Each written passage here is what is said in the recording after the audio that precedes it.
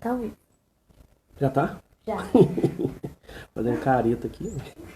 Tá nada. Não tem ninguém ainda não. Mas tá ao vivo, ó. Tem uma pessoa aí. Tá Duas. entrando já. Desligar a internet. Acenar pro. Não, como que eu faço pra chamar esse Luiz Pacheco aí? Ele vem aqui. Tá entrando.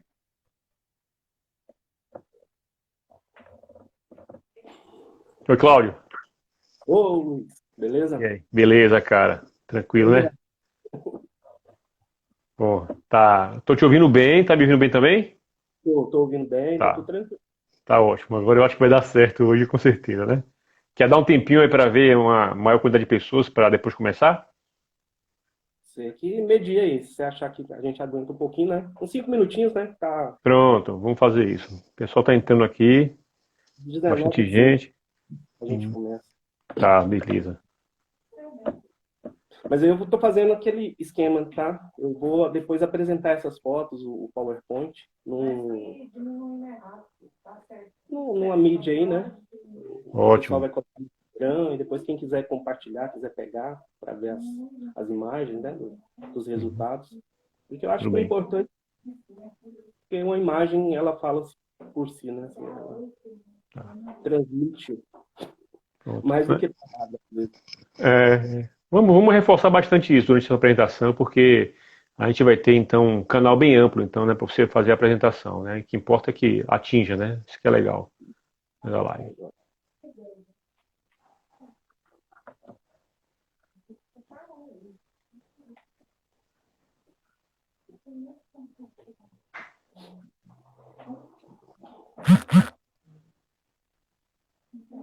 Você quer falar alguma coisa antecipadamente? Primeiro a gente pode pedir desculpa pro pessoal aí, né? Por Tá, a gente quarta-feira, pode. menos técnico. Eu acho que a gente, né? O pessoal perdeu tempo lá esperando uma apresentação e acabou que não rolou. Enfim, e eu acho que a gente tem que pedir uma desculpa aí, né? Mas que hoje vai dar tudo certo. E como É. um bom goiano, filho de mineiro, qualquer coisa que acontecer também, eu vou fazer uma gravação dessa apresentação e disponibilizo. Se acontecer de a gente não conseguir fazer essa transmissão, né? Mas eu acho que não vai ter problema hoje, não. Hoje parece que está É. tudo indo muito, por enquanto tá rolando. Eu estou entendendo também que está tudo firme, estou conseguindo ouvir você muito bem, a recepção está boa, não está sem cortar, sabe? A turma está entrando aí, ninguém reportou nenhum problema, pelo que eu estou entendendo, está todo mundo ouvindo também a gente muito bem. Se alguém tiver dificuldade, avisa também aí, que fica melhor, né? Para a gente também poder acompanhar todo mundo junto. Exatamente. Bom, a gente deu 5 minutos, você quer iniciar? Eu posso fazer uma Pode, abertura? pode ter discussão aí e depois eu começo aqui. Tá, então, pessoal, boa noite, todo mundo que está aí. Já tem um pessoal aqui dizendo que está tudo ótimo, então, com a recepção, né, da imagem, do áudio, bacana. A gente está dizendo isso porque, né, na última quarta-feira a gente tinha essa live muito prontinha, o Cláudio estava com a apresentação lá e tudo, mas aí teve algum problema técnico, a gente não tem ideia do que foi ainda, que não rolou, gente, a transmissão não estava boa, a gente tentou várias vezes, né, o Cláudio abrindo lá várias vezes, ele reiniciava, né, e não deu certo, a gente voltou, remarcou o segundo, a gente agradece a presença de todo mundo, pede desculpa pelo que aconteceu, anteriormente, né? Então vamos tentar hoje. O assunto é a pesquisa arqueológica da Avenida 7.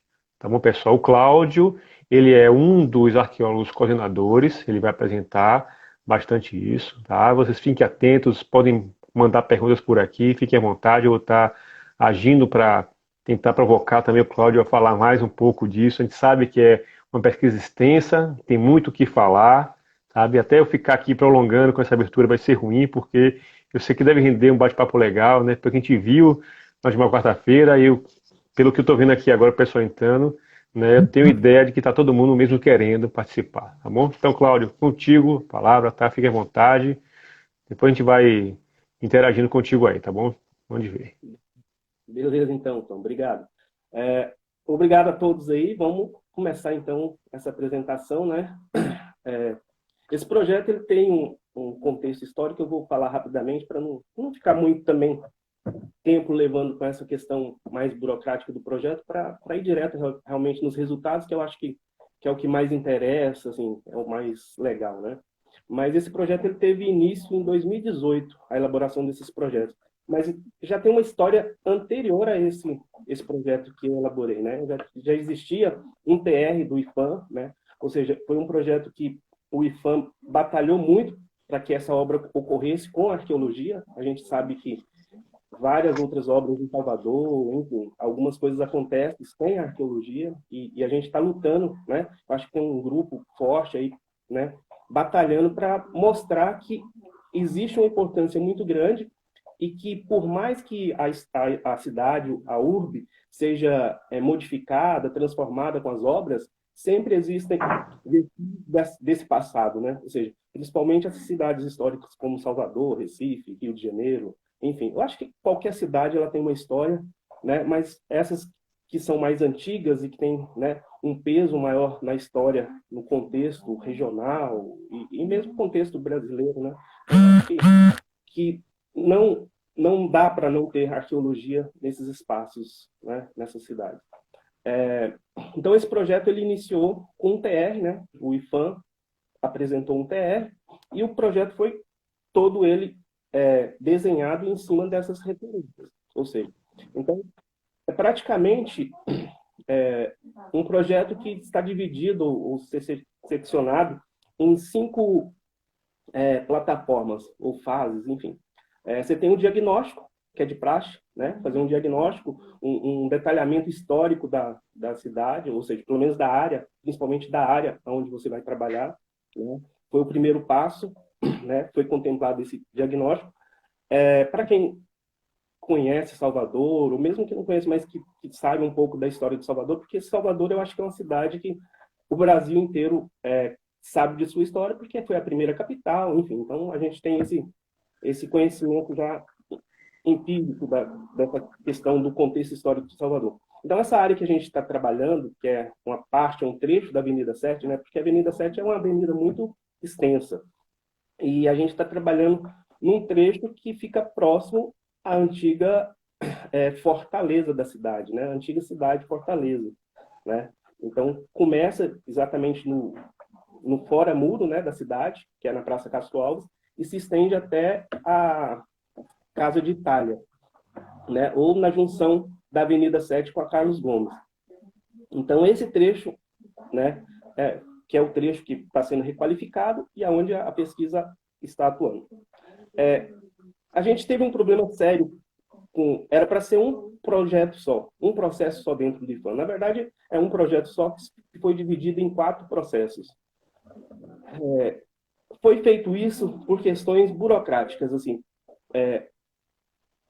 Se não houvesse essa divisão, ficaria difícil de sair liberação, o IPHAN liberar áreas para a obra, né? Ou seja, então a gente tinha que terminar um trecho, fazer todas as etapas, que é o diagnóstico, a prospecção, o resgate, monitoramento e a educação patrimonial. Então, esses são os 5 pilares do projeto, né? De praxe também, não é uma novidade, não tem novidade nenhuma até então.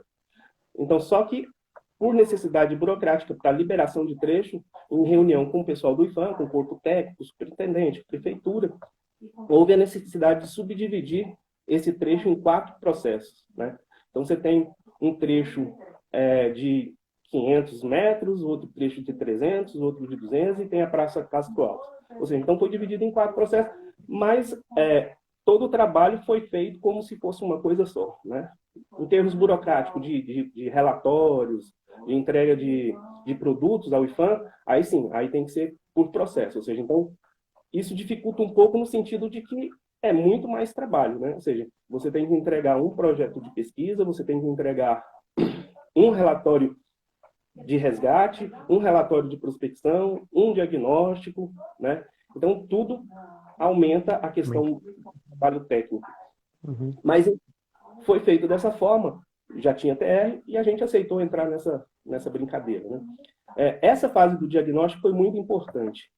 Não porque trouxe alguma novidade assim que a gente não soubesse, mas detalhou algumas áreas, ou seja, foi importante porque nos deu a oportunidade, a possibilidade de atacar algumas áreas, ou seja, obter uma visão melhor de alguns trechos, né, de algumas áreas dentro de toda a avenida. Então,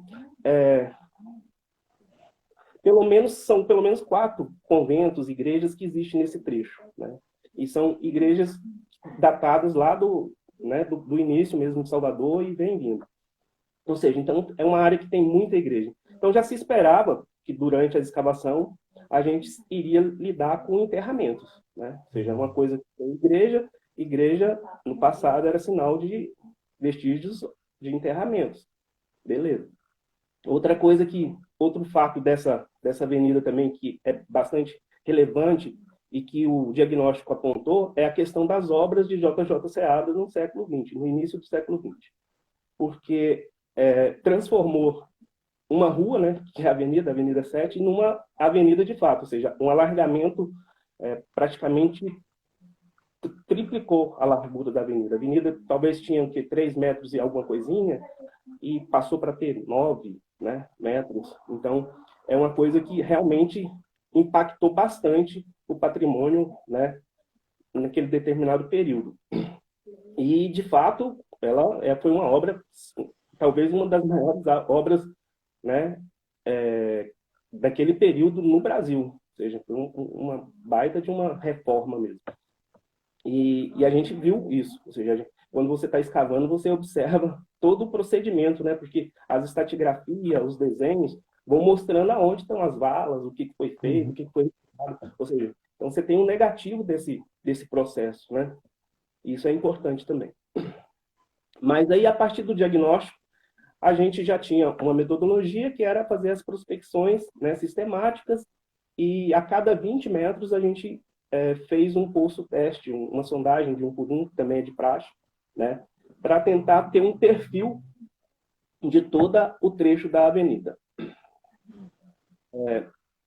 Durante esse processo de escavação, a gente debateu bastante com estruturas, né, de esgoto, enfim, do trilho, do bonde, várias interferências, né, de obras anteriores. E muitas vezes a gente precisava ampliar essas, né? Ou seja, a nossa sondagem de 1 por 1 acabava que virava 2 por 2, 1,5 por 1, enfim. Mas porque a gente tinha o objetivo dessa prospecção de entender as camadas de aterros, ou seja, toda a estratigrafia dessa sondagem, né? Ou seja, você tem uma leitura a partir da abertura dessa sondagem.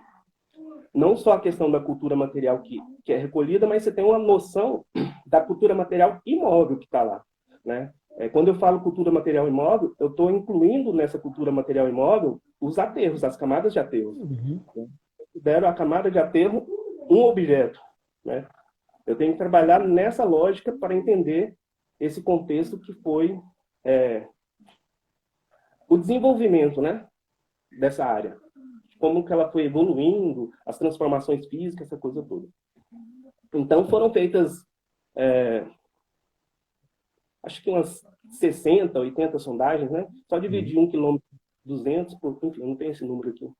Mas, enfim, foram feitas essas sondagens, e a partir daquela evidência material, ou seja, da cultura material móvel e imóvel, a gente foi selecionando áreas com maior potencial, né? Toda a área da Avenida 7, super potencial. Mas aí a gente ainda conseguiu detalhar mais ainda isso, ou seja, aonde a gente tinha já o solo natural, aonde a gente tinha muita perturbação, degradação por obras anteriores, aonde realmente a gente encontrou contextos mais íntegros, mais definidos, né? Então a gente foi selecionando essas áreas, né?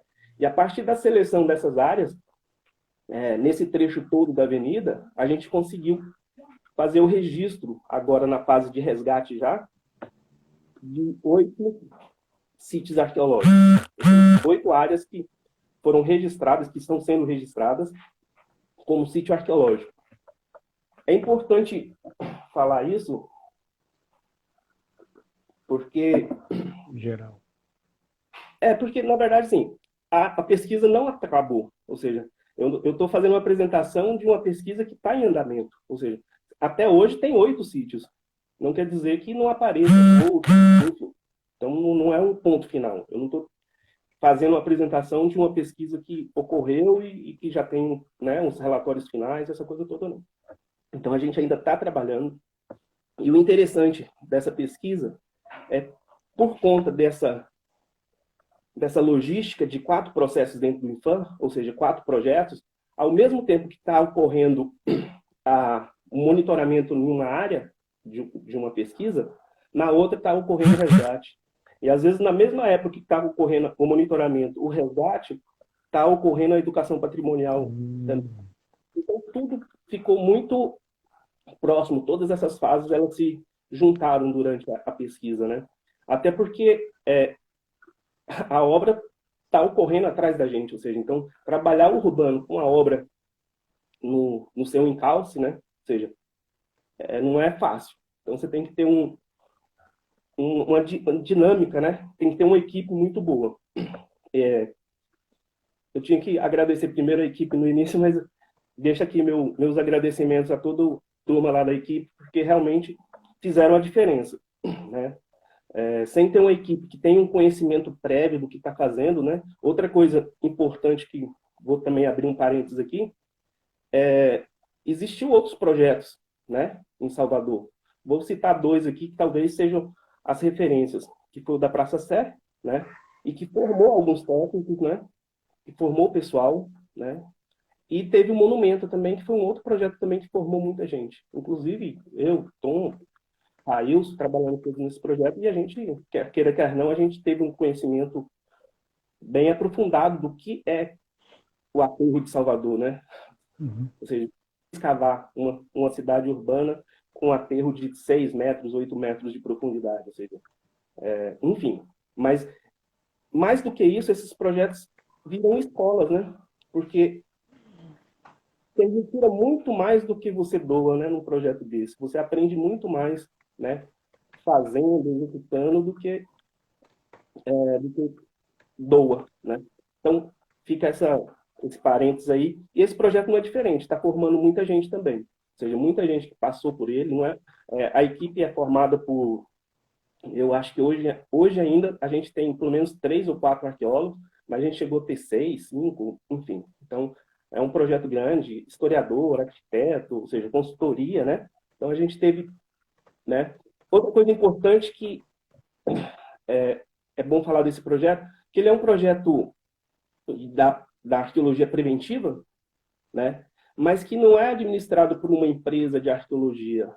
É bem interessante. Quem administra é o próprio consórcio, né? Ou seja, então, essa questão da administração, por um lado, foi ruim, né? Por questões financeiras, dificuldade de conseguir uma coisa ou outra, uma colher de pedreira, mas a questão não é nem financeira, é a questão burocrática, porque em todos os termos de projeto que a gente pediu, a gente foi conseguindo, enfim, a gente teve acesso a um respaldo, né, da empresa, isso a gente não pode reclamar, mas teve uma burocracia que às vezes dificultava, né? Mas ao mesmo tempo que a gente perdeu essa administração, a gente ganhou tempo, porque quando você pega a administração do projeto para fazer e você ainda tem que executar a parte de campo, né, a parte científica, o relatório, isso é complicado, porque você se envolve com uma coisa e com outra e acaba que as coisas podem, né, não sair bacana. Então, por um lado, essa administração do consórcio facilitou para quem está fazendo a pesquisa de campo. Os coordenadores, por exemplo, não têm preocupação com isso ou com aquilo, de pagar isso, de vencer isso, ter que contratar uma máquina, ter que contratar isso, ter que comprar aquilo outro, ter que fazer, né? Então, essa parte burocrática facilitou bastante para a gente. Ou seja, a gente pôde empenhar mais, né? Pôde se dedicar mais à questão realmente da arqueologia, do campo, enfim, isso foi bom. Pulando isso, então, durante esse período, né, da prospecção, a gente encontrou 8 áreas, né? E aí eu vou falar de cada uma dessas áreas agora, que, na verdade, depois da prospecção, na fase de resgate, com a delimitação, essa coisa toda, a gente registrou como sítio arqueológico. Então, eu vou estar apresentando essas áreas. Mas antes eu vou falar do método prospectivo também. Porque além do método prospectivo comum de praxe, que seria a sondagem, as delimitações das áreas, ou seja, ampliação, essa coisa toda, a gente também contou com uma ferramenta importante, né, que foi o GPR.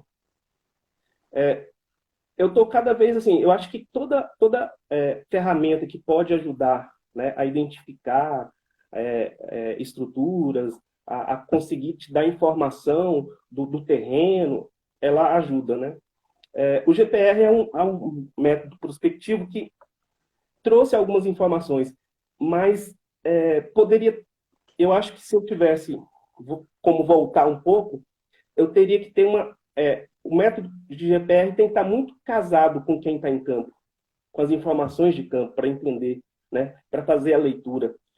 Você pegar uma equipe, vir aqui fazer passar o GPR e depois levar isso para o escritório e outra pessoa fazer o estudo ali, vai fazer a leitura, complica, mesmo que você tenha por telefone falando e discutindo o que tem, o que não tem, onde está, complica, porque eu acho que podia ter produzido mais se tivesse uma interação maior, né? Mas, de qualquer forma, o GPR foi muito importante, principalmente para questões das estruturas imóveis, né? Estruturas mais robustas. E no caso da Praça Castro Alves, né, que a gente registrou como um sítio ali também, foi fundamental para a gente ampliar, né, as escavações em determinados pontos por conta da informação produzida pelo GPR. Ou seja, o GPR ele apontou realmente aonde tinha mais anomalias, né, mais densidade de estruturas, ou seja, então foi justamente o encontro de um dos achados assim que repercutiu bastante, tem a ver com a questão do GPR, que é a questão do chafariz, né, lá na praça. Mas depois a gente vai falar um pouco mais dele. Então, o GPR é uma ferramenta bacana, mas que tem que ter um certo controle de como usar isso, né? Ou seja, não é nem controle, tem que ter uma simbiose entre o arqueólogo, os pesquisadores e quem está produzindo essa informação, né? O físico que está trabalhando isso, o engenheiro, sei lá, a pessoa que está fazendo essa leitura. Precisa ser mais amarrada essa questão. Mas foi bastante interessante o uso dessa ferramenta. Bem, então, como resultado assim, preliminar, né, como disse, a pesquisa está em andamento, não foi finalizada, mas como resultado preliminar, a gente pode apontar 8 sítios arqueológicos, né, e com características diferentes, por incrível que pareça. Né? Cada um tem a sua essência, diríamos assim. Cada um tem a sua diferenciação, né? Teve o sítio, e aí a gente, para nomear esses sítios, ou seja, criar nomes, a gente pegava a referência, né, próxima a ele. Ou seja, o sítio está próximo à Igreja da Mercês, então vamos chamar de sítio Mercês. Não quer dizer que o sítio Mercês seja a Igreja Mercês, ou seja, se a gente está estudando a igreja está lá, faz parte desse contexto do sítio, provavelmente, mas não quer dizer que o sítio arqueológico histórico convento de Nossa Senhora da Mercês seja a Igreja número 6, né? Uma outra coisa, antes de falar desse sítio, eu lembrei aqui, é importante falar também, que a gente está trabalhando numa faixa linear. E quando você encontra as estruturas, ou um sítio, você precisa delimitar esses sítios, né? Você precisa ter o tamanho deles. E como que se faz isso? É a partir de prospecções, é a partir de sondagens, para tentar entender aquele contexto e o espaço onde está sendo, né, encontrado essas evidências para justificar uma delimitação do sítio. Só que a gente tem uma dificuldade enorme, porque a gente tem uma faixa para se trabalhar. A gente, né, a partir dessa faixa tem lojas, tem casas, tem igrejas, ou seja, você não pode entrar dentro desses imóveis para prospectar e para tentar delimitar isso, aquilo, outro. Então, você tem uma limitação. Mas, de qualquer forma, a gente conseguia fazer uma delimitação mais no sentido leste-oeste, né, nessa faixa que a gente estava trabalhando, e entender um pouco desse contexto, né, possibilitar a gente ter um grau de informação mais apurado desses sítios, né. Vamos lá. Então, a gente encontrou 8 sítios, e aí foram batizados, né, o nome deles. Sítio Arqueológico Histórico Nossa Senhora da Mercê, o sítio da Igreja do Rosário, o sítio histórico Igreja Histórico da Piedade, o histórico Paróquia de São Pedro, o pré-colonial, que é um que depois a gente vai focar um pouquinho mais nele, que é o Tupinambá, que é o sítio onde foi encontrado o enterramento.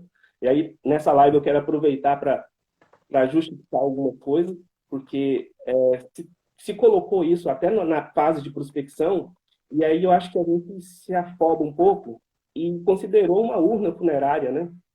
E aí eu vou falar hoje que não se caracterizou como urna funerária, é um enterramento tupinambá, que tem todo provavelmente tem todo um ritual, né? Mas a urna, de fato, a gente não encontrou. Não sei se infelizmente ou felizmente, mas é um outro contexto que a gente tem. E na fase de prospecção, você acha uma tampa, você logo, e como somos arqueólogos e interessados em interpretar as coisas rapidamente, a gente soltou que era uma urna e que não é. Mas a gente vai desmistificar isso. Cláudio, Aí a gente...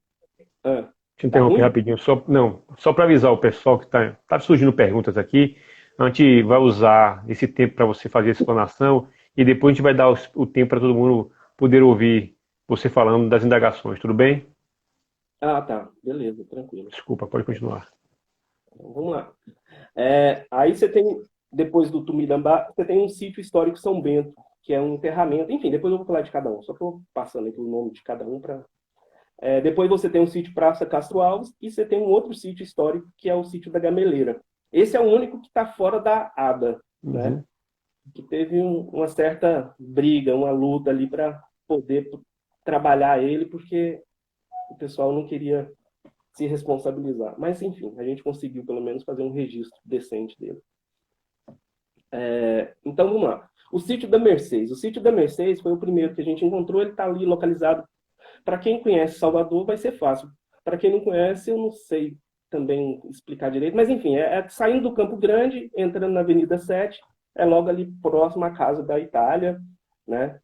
Na junção da Carlos Gomes com a Avenida 7. É uma área onde a gente evidenciou, diferentemente do que a gente esperava, o primeiro sítio, hein?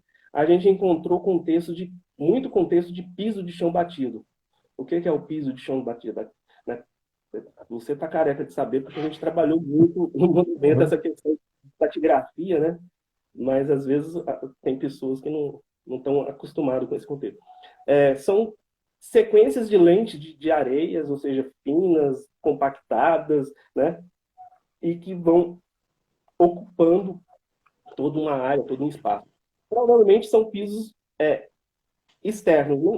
Não quer dizer que todos sejam externos. Você pode encontrar pisos de chão batido internamente de uma casa, né?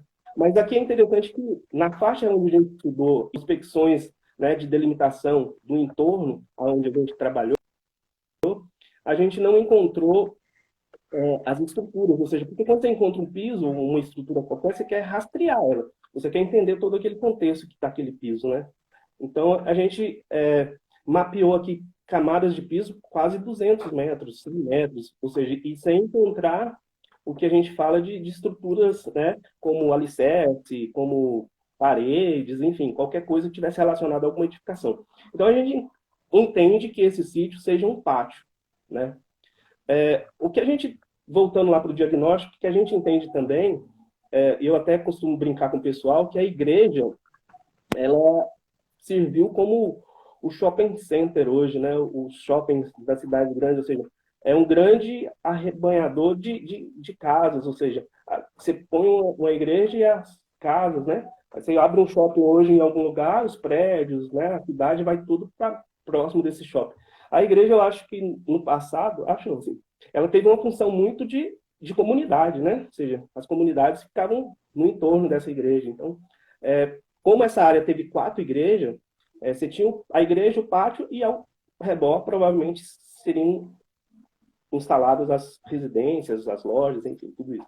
Então a gente está diante, talvez, de um pátio, assim, de uma área que fosse uma praça, que fosse alguma coisa relacionada. Inclusive, nesse trecho a gente encontrou algumas estruturas, mas poucas, né? Uma estrutura de galeria, né? Que a gente geralmente costuma associar essas galerias à questão de saneamento de esgoto, mas não necessariamente. Ainda eu acho que precisa de ter um estudo mais aprofundado aí para a gente chegar a essa confirmação mesmo. Eu acho que pode ter começado com uma função e talvez, né, mais tardiamente ter essa outra função de... Enfim, mas é uma coisa que está em aberto, é uma discussão que eu acho que tem que ser trabalhada melhor, mas de qualquer forma são galerias, são estruturas que fazem parte desse contexto urbano. Então esse sítio é praticamente isso. A gente também encontrou bastante cultura material em alguns pontos, ou seja, cultura material que eu falo móvel, né? Tralha doméstica, louça, faiança e camadas de aterro, né? A camada de aterro, já que eu estou falando dela, é bom entender assim, porque a camada de aterro, quando você trabalha o particular dela, é interessante, mas quando você trabalha ela como um todo, quando você consegue, não diria padronizar, mas consegue entender esse contexto no geral, ou seja, todo o conjunto, né, de objetos, de sedimento, que faz parte desse aterro, é importante você estar classificando esses aterros, porque eles vão te dar datação, né, de período disso, enfim, muitas informações que a gente pode, para entender a cidade, né, entender a evolução dessa cidade. Então, o aterro é fundamental nesse sentido. Eu vejo, eu já ouvi de alguns colegas falar que aterro, não, é contexto de aterro.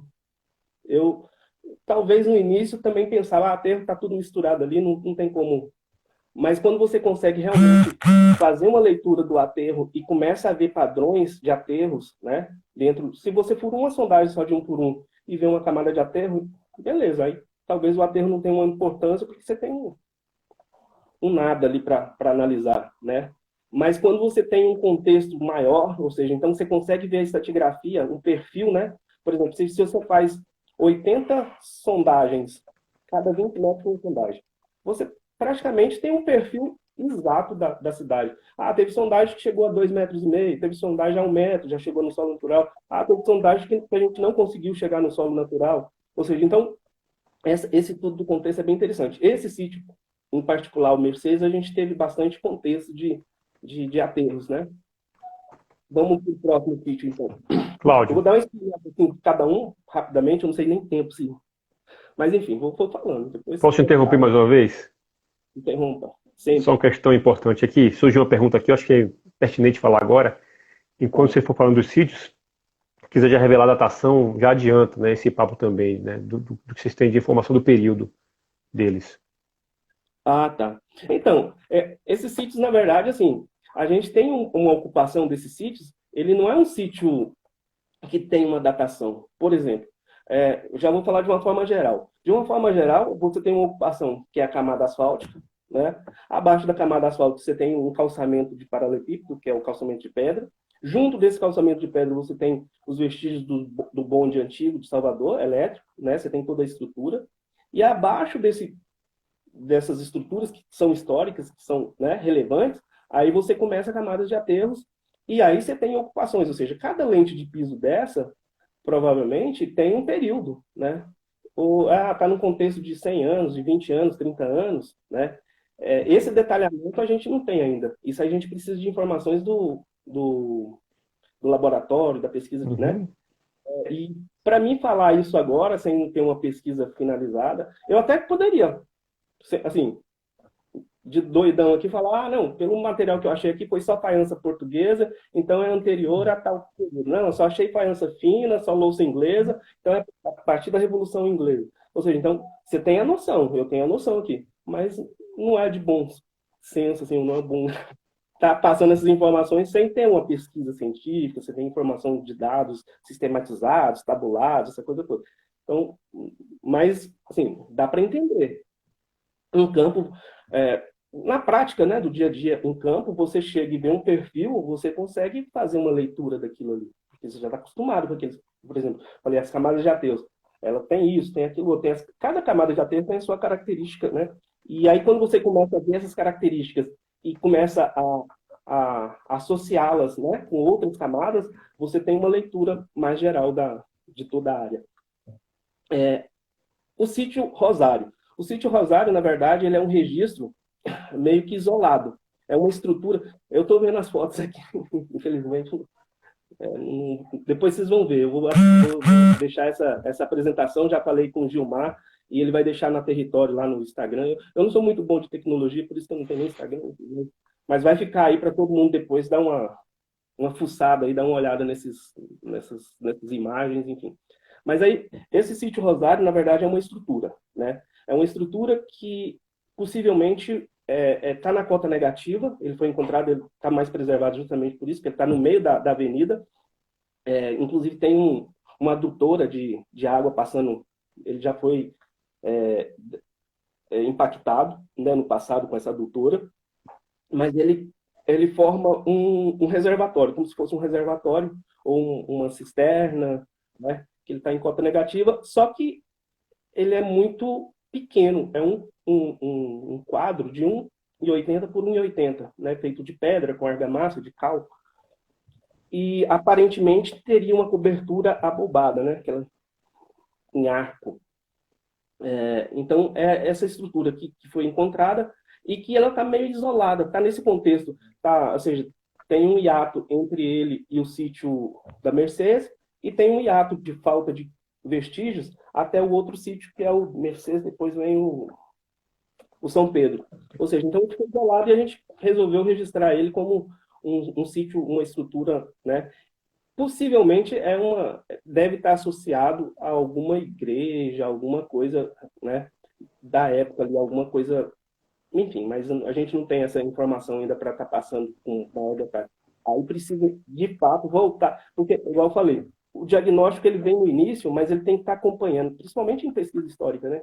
Ele tem que estar acompanhando todo o processo, ou seja, você achou, você tem que ter tempo para ir para o arquivo, para pesquisar, para saber o que é, ou seja, e essa pesquisa, quando é urgente, você não tem esse tempo, né? Aí, infelizmente, você acaba você tem que fazer todo o registro, toda essa documentação, e posteriormente voltar para estudar isso. Ou seja, você tem todos os dados do campo, você tem todo o registro, inclusive a maior parte dessa estrutura ficou preservada. Uma outra coisa que a gente conseguiu negociar, de certa forma, foi a preservação de estruturas, né? Ou seja, o que pudesse a obra não atingir, eles tentavam fazer com que algumas estruturas ficassem intactas, ou, por exemplo, como é uma cota negativa, então vamos fazer mais raso aqui, não atingir a estrutura, enfim. Então teve várias estruturas que parcialmente ficaram preservadas.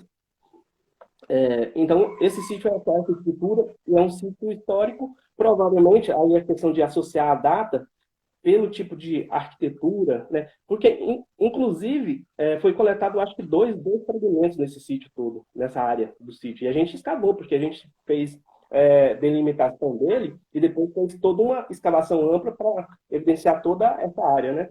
Então, a gente escavou bastante e, por incrível que pareça, o aterro que foi encontrado era um aterro mais construtivo. Então, não tem material cultural móvel, ou seja, tralha doméstica, que esteja associada a um período, né? Para você ter uma datação assim. Mas pelo tipo de aterro, pelas coisas, ou seja, fazendo todo um contexto histórico no estudo e os objetos que estão no entorno, a gente consegue ter uma noção de datação. Até por outras estruturas encontradas, fazendo uma comparação bem tecnicamente da construção, a gente tem, né, como ter uma datação dele, talvez 18. Vamos lá para o próximo sítio. O próximo sítio é o São Pedro. São Pedro, porque está próximo da atual igreja de São Pedro. É importante falar isso, porque a igreja de São Pedro ficava em um ponto e com as obras do JJ Seabra, ela foi deslocada, ela foi reconstruída em outra área, né? Então, esse sítio ele foi batizado como São Pedro, mas é porque da nova igreja de São Pedro, não da antiga. Nesse sítio também a gente encontrou vestígios de piso de chão batido, ou seja, uma outra área enorme, ou seja, de 100 a 200 metros, coalhada E quando eu falo piso de chão batido, também não é uma coisa... São vestígios de piso de chão batido, porque várias obras passaram nesses lugares, ou seja, então a gente tem muita interferência urbana. O que a gente encontra realmente, de fato, são vestígios, são coisas pontuais, às vezes, né? Você não tem um pátio de um piso de chão batido. Inclusive, tem pisos também no outro sítio lá, que eu não falei, de seixos, né? Enfim, tem algumas coisas, particularidades que eu não vou conseguir aqui em poucas horas falar tudo. Mas, enfim, só dando um geral, também é um sítio, né, que apresenta bastante camadas de piso de chão batido, poucas estruturas de edificação.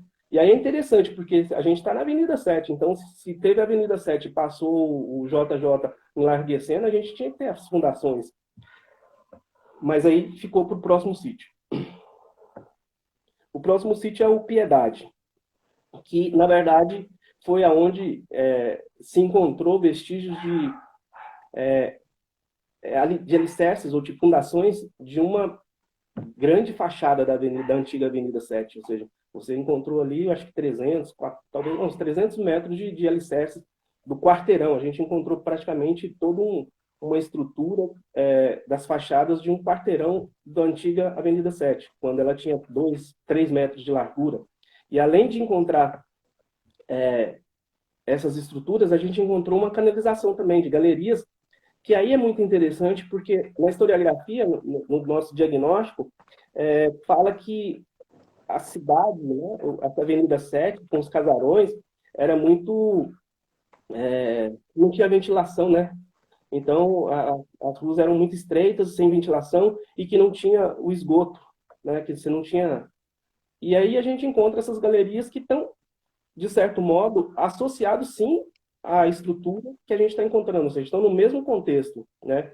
E se essas galerias, elas estão sendo utilizadas, foram utilizadas como esgoto, mas será que no passado era esgoto, era canal de água? Enfim, não sei. Não tem essa resposta ainda. Na verdade, a gente faz as pesquisas, a gente tem muito mais indagação do que resposta, né? Ainda mais uma pesquisa com esse fôlego, e a gente está trabalhando para tentar responder algumas. Não sei se vai conseguir responder todas, né? Mas algumas a gente vai buscando a resposta. E nesse sítio Piedade foram encontrados, além dessas estruturas todas, uma possível estrutura que esteja associado, aí eu falo possível, mas sim, com uma certa dose de precaução, porque a gente tem as plantas, né, da antiga igreja de São Pedro, a localização, enfim, e a forma da estrutura, até por conta de encontrar também vestígios de sepultamento, ou seja, então você tem todo o indicativo da igreja, mas como a gente está numa pesquisa em andamento, sei lá, não gosto de afirmar muitas coisas, porque senão é igual aquela coisa da urna, né? Eu meio que afirmei no início que era empolgado, era uma urna tupi, não era. Mas enfim, vamos lá. Então, nessa área do sítio Piedade, a gente talvez tenha a concentração maior de estruturas, e foi aonde a gente realmente identificou a antiga Avenida 7, a antiga rua, o antigo caminho, né? Porque você tem todo um contexto associado a essa rua antiga. E, além disso, a gente encontrou uma fonte de 4x4 em cota negativa, com 4 metros de profundidade, como se fosse um alçapão na Avenida 7, um buraco enorme, toda uma estrutura gigante, robusta. E dentro dessa estrutura, pelas características de uma fonte, talvez até comunitária, essa coisa toda, mas dentro dela a gente encontrou um sambaqui de ossos humanos, assim, provavelmente enterramentos, né, das igrejas, e assim, a teoria que a gente levantou inicialmente, a hipótese que está sendo levantada, é que esses ossos foram das antigas igrejas, que existiam possivelmente São Pedro, São Bento, aonde a Avenida 7 foi alargada no período do JJ, é possível que esses ossos tenham, né, sido colocados ali, seja reenterrados, né? É uma discussão para se fazer, mas de antemão eu falo que 4 metros por 4 por 4 de altura, talvez 4 eu estou arredondando, mas 3,80 por 3,90, enfim. Mas imagina a quantidade de gente, né, de enterramento não foi colocado, e isso estava lotado até a tampa. E além de encontrar esses sepultamentos, ou seja, essa cova, esse ossário, né, que a gente começou a chamar de ossário humano, a gente encontrou também bastante vestígios culturais de santos, né? A gente encontrou uma santa, encontrou outro, encontrou vestígios de vasos, enterramentos, ou seja, então num contexto bem religioso, né? Diríamos assim. E no entorno dessa estrutura foi também foi feito também resgate de alguns esqueletos, de alguns sepultamentos primários, né? Então você tem um contexto também, já estava um pouco degradado, você não tinha uma estruturação da articulação desses enterramentos, mas a gente, pelo que viu, era realmente enterramentos primários que estavam sendo, né, dessa área, ou seja, alguns vestígios também. Vamos lá para o próximo. Vê o tempo, tá, Cláudio? Tá, o próximo é o Tupinambá. É o sítio que todo mundo, né, teve uma repercussão muito grande, que é esse sítio com os dois vasilhames, né, tupi, os caçadores. E esse sítio foi encontrado durante o processo de prospecção, graças muito à questão da equipe que estava em campo, ou seja, do olhar, né, técnico delas, ou seja, eles fizeram tudo, estavam para parar a prospecção, e aí viram uma mancha de solo mais escuro, né? Falou, não, então vamos fazer aqui. Aí bateu na tampa de cerâmica, aí fez todo um processo de registro, tentamos fazer uma delimitação, não encontramos nada em volta, ficou 6 meses lá aguardando a fase de resgate, e depois que foi feito o resgate. E aí no resgate, durante todo um processo, né, em plena pandemia, em período já de paralisação, mas estava no início, e eu saí de Goiânia, porque se a gente não faz isso, não faz esse resgate, eu não sei o que ia acontecer, a obra não ia sair, já tinha sacizeiros são os moradores de rua de lá, invadindo para roubar isso, aquilo, enfim. E aí a gente teve que fazer uma mega operação, como que eu vou falar? Aqui em Goiás a gente fala de mutirão, né? Juntar toda a equipe e concentrar para fazer a retirada desse material, né? Fazer esse resgate. E até precisamos fazer esse resgate em bloco, né? A gente tirou todo o bloco, né? A gente tirou só a parte da cerâmica que estava fragmentada, a parte de cima da tampa, e os fragmentos estavam do lado. E depois criamos toda uma escavação em volta, cercamos, engessamos e conseguimos tirar esse bloco, né? Para fazer essa escavação com mais calma, em laboratório, tem né, até um ambiente mais propício, porque da forma que a pressão estava nesse período, que a obra podia parar, a obra podia não sei o quê, ou seja, então a gente não sabe o dia de amanhã. Então foi até uma coisa uma tomada de decisão, ou agora ou não vai. Enfim, não tinha nem avião aqui de Goiânia direito, eu tive que sair de táxi, porque não tinha ônibus também para ir para Brasília. Peguei um táxi, fui para Brasília, de Brasília consegui um voo que passou em São Paulo, levou aí, enfim. A volta também foi toda essa confusão, mas no final eu acho que deu tudo certo, tá indo bacana. Tá bem preservado, tá bem protegido o nosso índio da Avenida 7. Você tem mais quantos sítios? Hã? Tem mais 3. Olha O o próximo tempo. sítio é o São Bento. São Bento é um enterramento primário que está associado à igreja de São Bento e que só foi encontrado vestígio do lado da calçada de São Bento. Porque quando alguém estiver subindo ali a subidinha de São Bento, estiver do lado, vai estar sabendo que está pisando em enterramento primário da igreja. Provavelmente esse material está lá porque a reforma de JJ permitiu aquele trechinho ali, porque o resto da rua foi tudo retirado. E provavelmente esses outros ossados que estavam nesse outro contexto da rua pode ter ido parar também lá no ossário do sítio da Piedade. Então, esse sítio praticamente é uma calçada onde foi encontrado esses vestígios.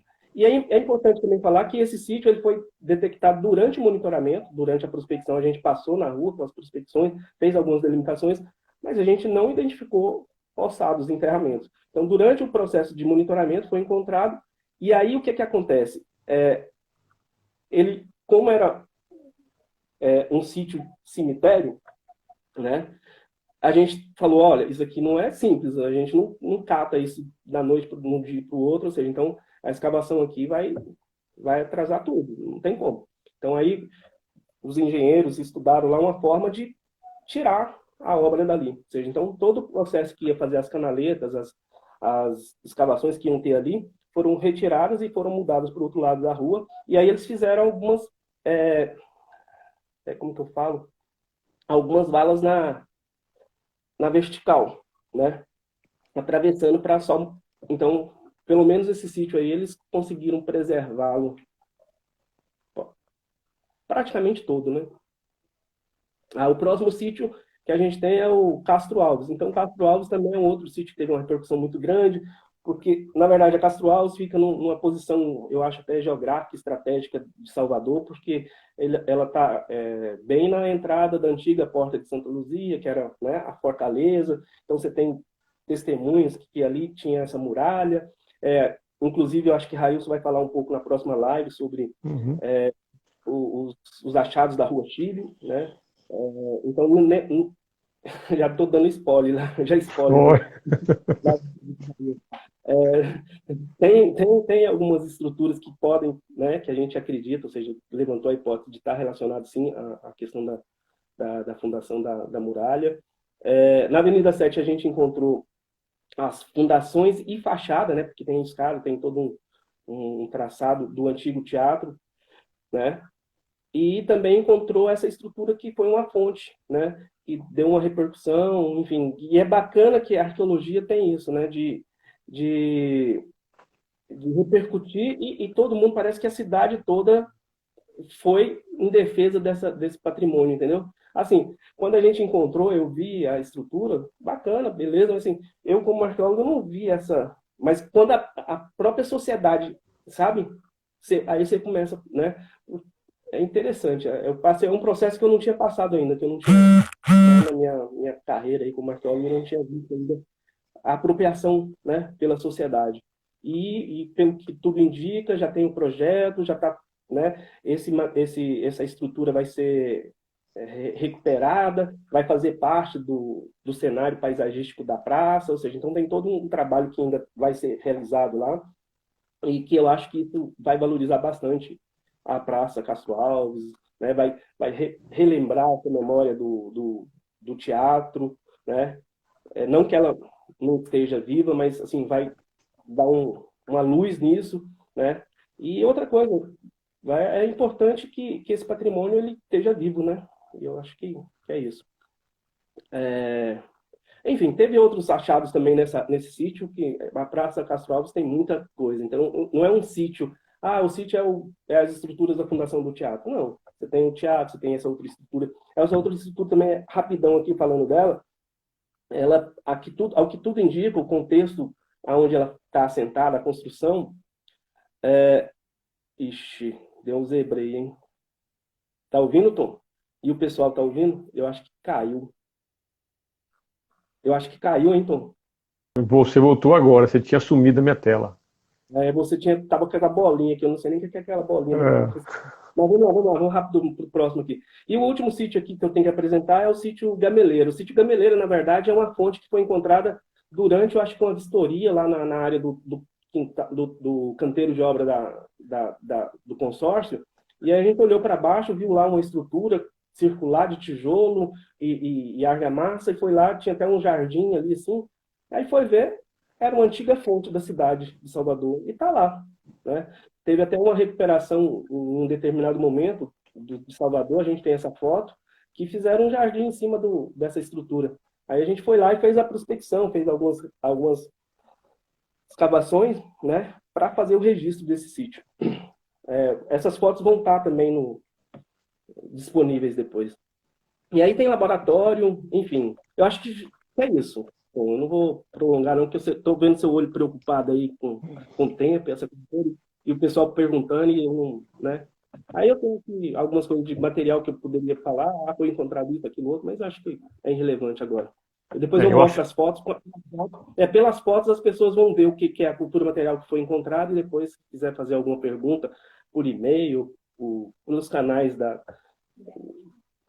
pelos canais de informar. Direct, minha filha aqui está falando direct, eu não sei nem o que é isso. Tá. Bom, gente, é importante agora a gente ter uma dimensão de que essa live vai terminar logo, né? Você vai ter que reabrir, Cláudio. A gente convida todo mundo a participar ainda, né? A gente pode iniciar aqui as perguntas, né? Tem alguns comentários também que dá para a gente fazer. E aí você fica à vontade para ir falando cada uma delas. Algumas coisas você já respondeu durante sua explicação aí de como foi a pesquisa, mas é bom ressaltar que o pessoal está atento e falando sobre isso. Eu não sei quando é que está o seu contador aí, me avisa, né? Porque a gente pode iniciar agora. Se você não conseguir completar a pergunta, a gente para e volta. Não, pode iniciar, mas eu não sei onde está o computador aqui, não tem nada aparecendo, não.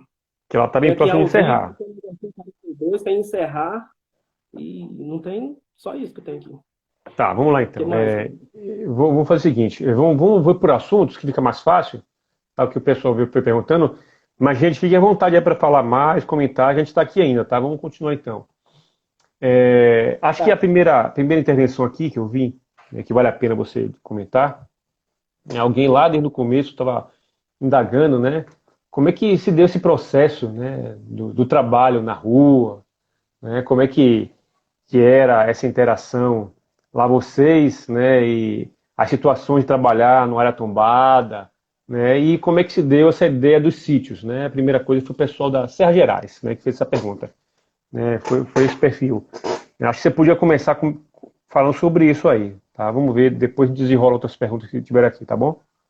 Tá, ok. Então, a interação com o pessoal lá da avenida, né? Eu acho que, se eu entendi, é isso, né? A interação da equipe de arqueologia Veja, com calma. a cidade da avenida, Não, né? Cláudio, primeira coisa, é a pessoa que está querendo saber como é que se deu o processo de trabalho na rua por ser uma área tombada.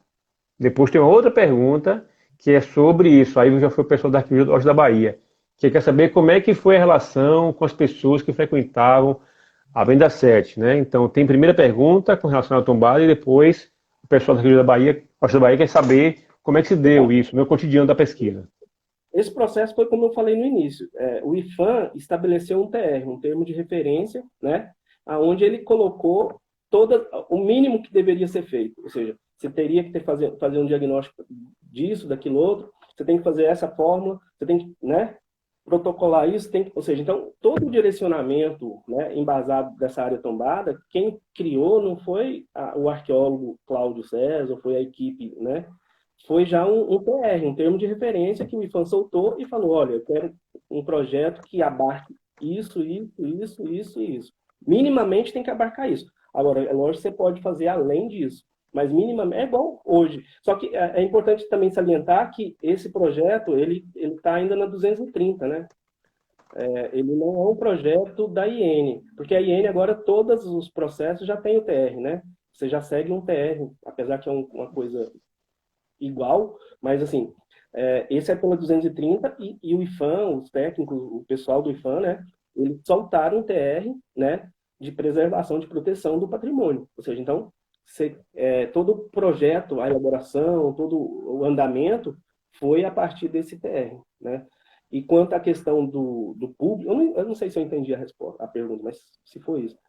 Quanto à questão do público, é o tempo todo questionando, é o tempo todo você tendo que. Tanto é que a gente teve que antecipar, de certa forma, a educação patrimonial para a gente aproveitar essa interação com o público, né? Ou seja, uma das coisas que, quando a gente, no projeto de educação patrimonial, a gente não tinha previsto uma metodologia de trabalhar na rua, né, durante a escavação com as pessoas. A gente tinha metodologia de trabalhar visitação, né, com os colégios, com não sei o quê, papapá. Mas aí a gente viu tanta interação dessa turma ali, ou seja, tanto dos ambulantes, dos comerciantes e os próprios, né, frequentadores ali do comércio, né, a curiosidade. Teve vezes que o cara chegou lá e conversou, passou um pouquinho, ele saiu, voltou, me trouxe um saco de bolacha. Eu falei, mas não, eu quero te dar. Eu falei, não, nem como bolacha. Não, eu quero. Você sabe como que é? As coisas assim. Então, tá. Mas assim, é uma recepção. Agora, tem também, não é só flores, entendeu? Tem quem também chiava, enfim, tem todo um oposto. Não é uma coisa simples e fácil, não é uma coisa, todo mundo está gostando, mas assim, em termos de proporção, a gente teve muito mais acolhimento do que chicotada, digamos assim, né? E uma coisa que é interessante durante todo esse processo também foi que a prefeitura, agora falando assim da obra, viu que o pessoal abraçou, ou seja, e aí utilizou essa questão do patrimônio, isso eu achei até interessante, ou seja, para acalmar o pessoal, porque a obra está demorando, a obra não sei o quê, mas olha só o que está encontrando, a gente encontrou isso, a gente, sabe? Então, houve toda uma